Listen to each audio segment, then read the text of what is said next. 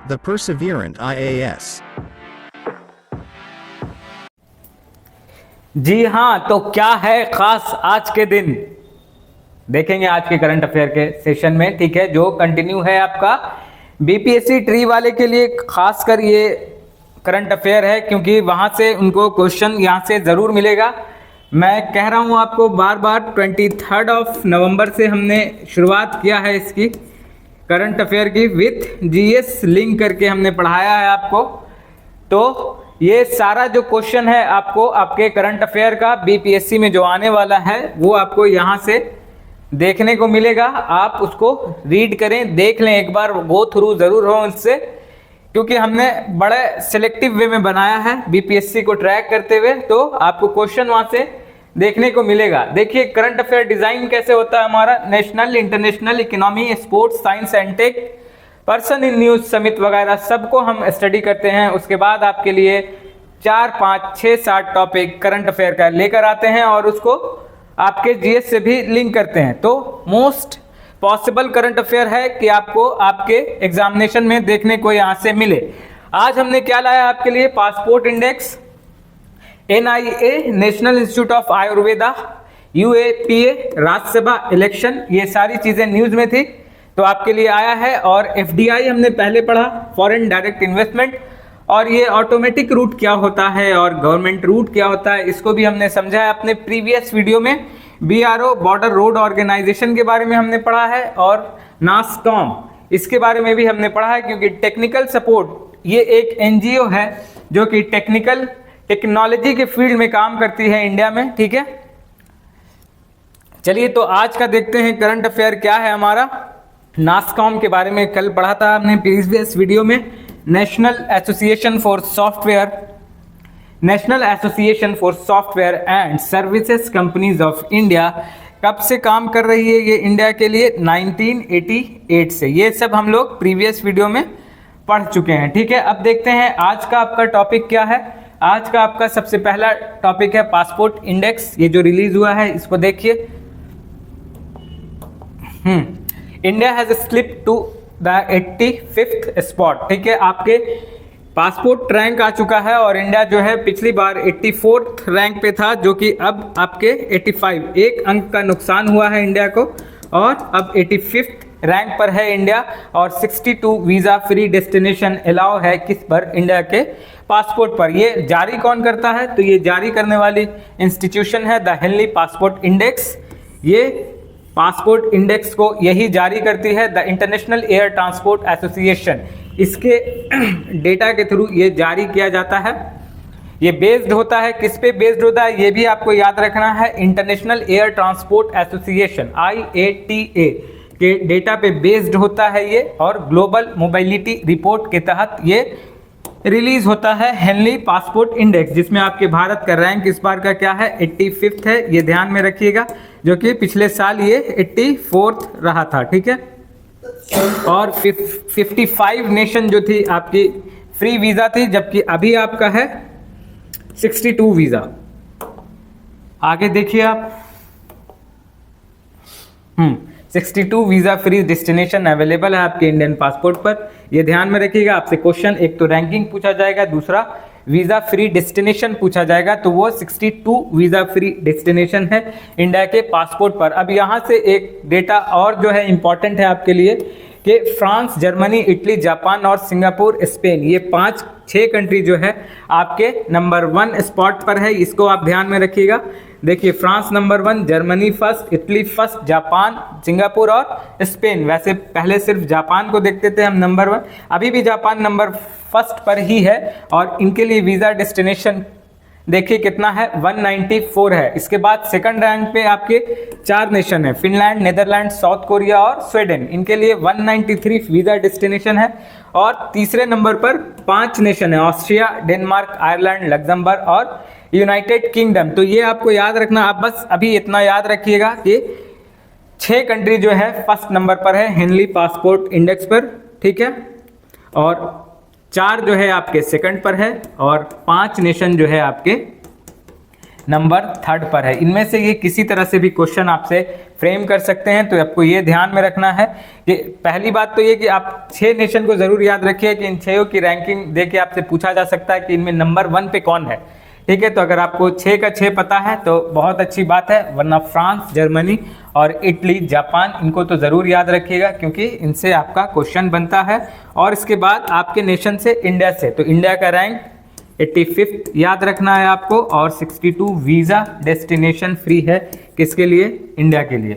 ठीक है, और सेकंड है आपका NIA sign memorandum of understanding with the government of Thailand.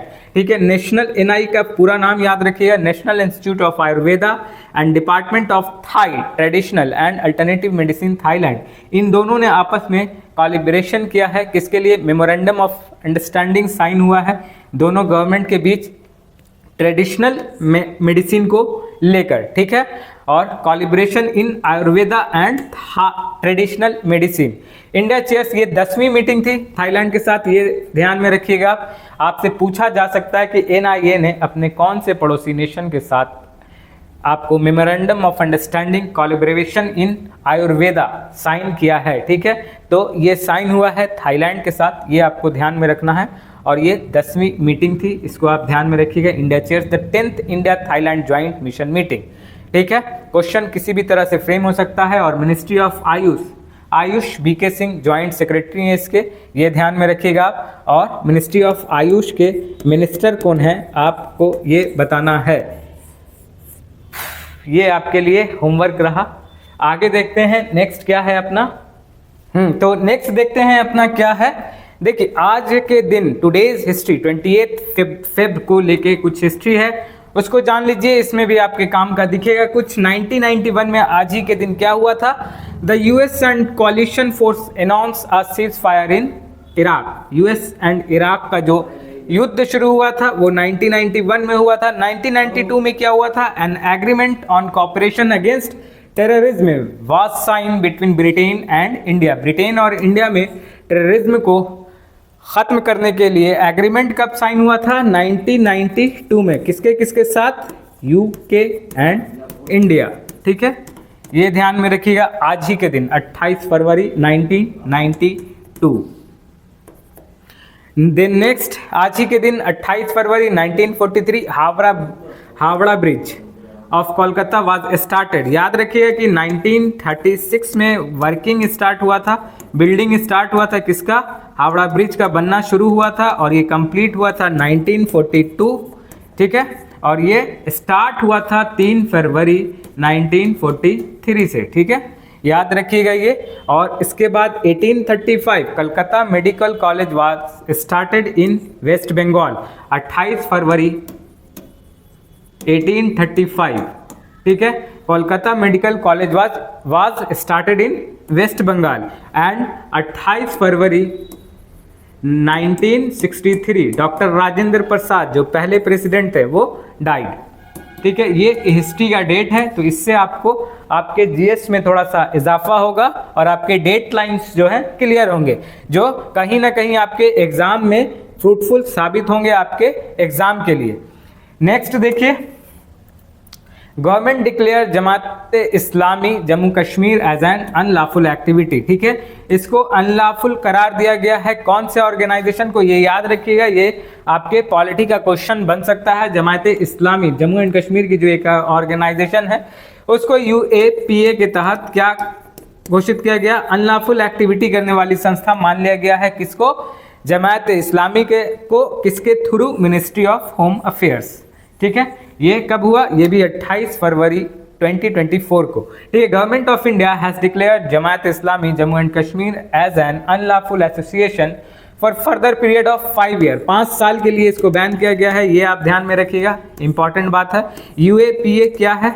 एक अनलॉफुल प्रिवेंशन एक्ट है जो कि कब आया था? सबसे पहली बार 1967 में for unlawful activities prevention act. ठीक है, ये 1967 में पहली बार आया था। साल 2019 में इसमें लास्ट अमेंडमेंट हुआ है, ये याद रखिएगा आप, ये आपके लिए बहुत ज़्यादा इम्पॉर्टेंट है। और ये नेशन, ये ऑर्गेनाइजेशन और ये यूनियन टेरिटरी, याद रखिएगा कि आपको इसको अनलॉफुल एसोसिएशन के तहत जो है रजिस्टर्ड कर दिया गया है। किसको? जमायते इस्लामी जम्मू एंड कश्मीर की एक ऑर्गेनाइजेशन है। किसके थ्रू? होम मिनिस्ट्री के थ्रू। ठीक है। और देखिए कि लेटेस्ट जो आप में इसमें 2019 में रिसेंटली इसको अमेंड किया गया है, ये आप ध्यान में रखिएगा। इसमें इंक्लूड किया गया था प्रोविजन टेररिस्ट फाइनेंसिंग, फंडिंग भी अगर आप कर रहे हैं टेररिस्ट को तो आप इसी के अंडर आ जाइएगा यूएपीए के थ्रू। साइबर टेररिज्म कर रहे हैं, साइबर से किसी तरह की मदद पहुंचा रहे हैं, तब भी आप इसी के अंडर आ जाइएगा यूएपीए के अंडर। इसका पहले आप ज़रूर से ये याद रखिएगा पूरा फुल फॉर्म, क्योंकि ये भी आपसे पूछा जा सकता है। अनलॉफुल एक्टिविटी प्रिवेंशन एक्ट 1967 में पहली बार आया था और साल 2019 में इसमें ये सारे प्रावधान जोड़े गए थे। ठीक है, जो कि आपके एग्जाम पॉइंट ऑफ व्यू से इंपॉर्टेंट है। इंडिविजुअल को भी एज ए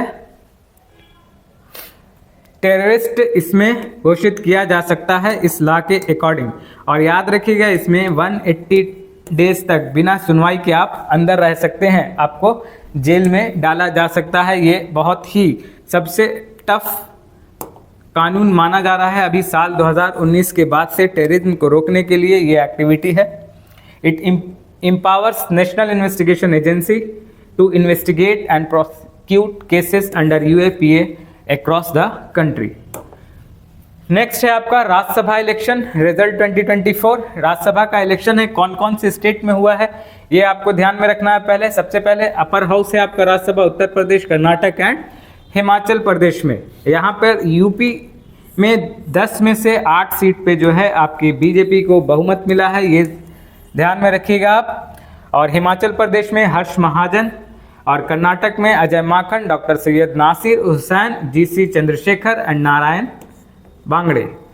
तो 3 स्टेट आपको याद रखना है कि कहाँ कहाँ इलेक्शन हुआ है साल 2024 के आपके फरवरी में, कहाँ कहाँ? कर्नाटक, उत्तर प्रदेश और हिमाचल प्रदेश में।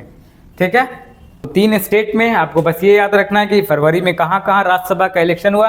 मंथ दे के आपसे पूछा जा सकता है कि फरवरी 2024 में कौन कौन से स्टेट में इलेक्शन हुआ है राज्यसभा का, तो याद रखिएगा उत्तर प्रदेश, कर्नाटक और हिमाचल प्रदेश। राज्यसभा आर्टिकल 80 मेंशन है आपके कॉन्स्टिट्यूशन में, अपर हाउस कहलाता है ये, और ये स्टेट का रिप्रेजेंटेटिव होता है आपके पार्लियामेंट में। इसके मेंबर जो है 6 साल के लिए चुने जाते हैं और ये एक परमानेंट हाउस है। इसको आप ये सारी बातों को ध्यान में रखिएगा राज्यसभा से, क्योंकि इलेक्शन हुआ है तो इससे किसी तरह का क्वेश्चन फ्रेम किया जा सकता है और इससे विस्तार से जानकारी पॉलिटी का लेक्चर जब आएगा तो आपको पता चलेगा। ठीक है, वैसे पॉलिटी चल रही है अभी ऑफलाइन क्लासेस में मॉर्निंग 11:30 बजे से, तो ज्वाइन करना हो तो आप ज़रूर ज्वाइन करें। तब तक आप पढ़ते रहिए, प्रैक्टिस सेट लगाते रहिए, और जो प्रीवियस वीडियो है करंट अफेयर का जो जीएस लिंक करके बताया गया है उसको ज़रूर पढ़िए, क्योंकि आपका आने वाला जो बीपीएससी ट्री 3.0 है उसमें यहाँ से क्वेश्चन आपको देखने को मिलेगा।